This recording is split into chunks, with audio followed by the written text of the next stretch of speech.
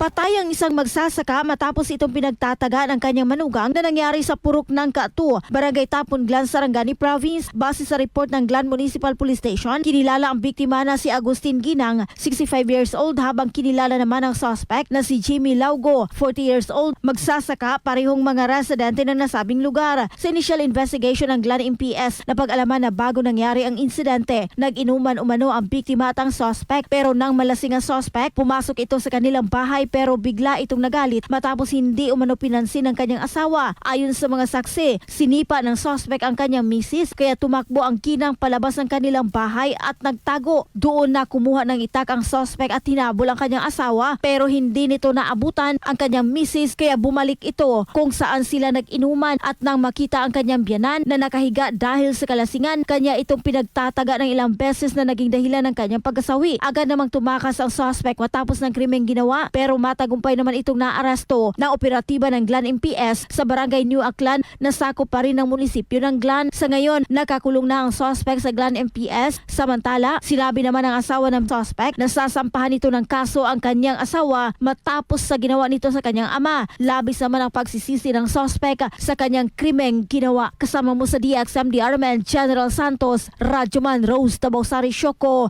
Tatak RMN.